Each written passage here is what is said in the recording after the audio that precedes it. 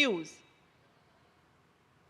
और अब बात महिला दुष्कर्म की, जो सीधे उत्तर प्रदेश से आ रही है खबर, क्योंकि वहीं पहले अयोध्या से भी इस तरह का जब एक मामला आया था दुष्कर्म का, तो उसके बाद सियासत गर्मा गई थी। लेकिन अब अयोध्या के बाद कन्नौज से भी एक ऐसा ही मामला सामने आया है। लेकिन विडंबना देखिए कि दोनों ही मामलों में जो नाम आ रहा है आरोपी का, वो सपा नेता का नाम आ रहा है। इसीलिए अब प्रदेश में सियासत गर्मा गई है।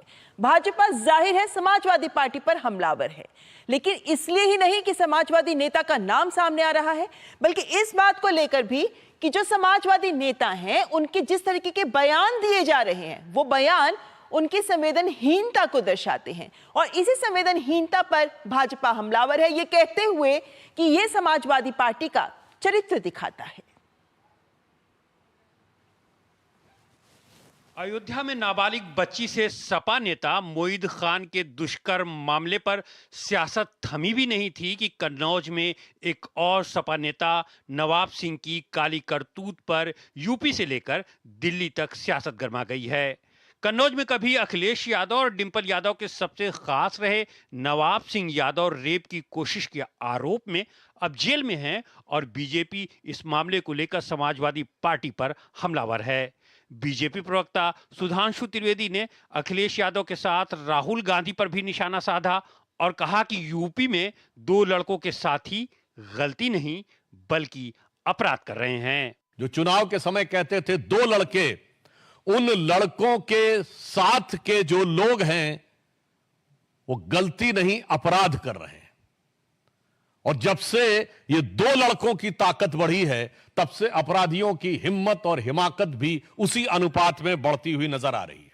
अयोध्या गैंग रेप मामले में सपा प्रमुख अखिलेश यादव ने आरोपियों का डीएनए टेस्ट कराने की बात कहकर मामले को तूल दे दिया था। इसी की तरफ इशारा करते हुए सुधांशु त्रिवेदी ने कहा कि इस मामले पर निर्लज्जता के साथ राजनीति की गई। बीजेपी प्रवक्ता सुधांशु त्रिवेदी ने मशहूर शायर अदम गोंडवी के इस शेर के जरिए सपा को आईना दिखाया। पक्के समाजवादी हैं तस्कर हो या डकैत, कितना असर है खादी के उजले लिबास में। तो मुझे लगता है कि ये समाजवादी पार्टी के ही एक समाजवादी नेता के दिल का दर्द आज की समाजवादी पार्टी के असली डीएनए यानी राजनीतिक डीएनए को बताने के लिए पर्याप्त। कन्नौज मामले में सपा नेता जूही सिंह के इस बयान को भी सुधांशु त्रिवेदी ने संवेदनहीन और अशोभनीय बताया। कौन सी नौकरी थी जो 15 साल की बच्ची जो है वो रात में उनसे मांगने गई थी। सुधांशु त्रिवेदी ने कहा कि यही सपा की असली फितरत है।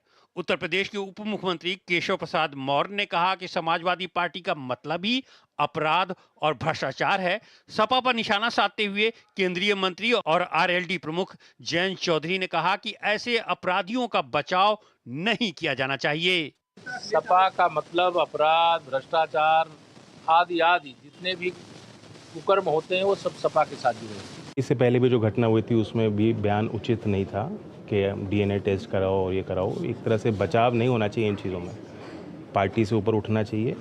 हमारे साथ के लोग भी हमारे कितने ही करीबी क्यों ना हो, अगर इस तरह की जघन्य अपराध में उनका इन्वॉल्वमेंट है तो बच नहीं सकते।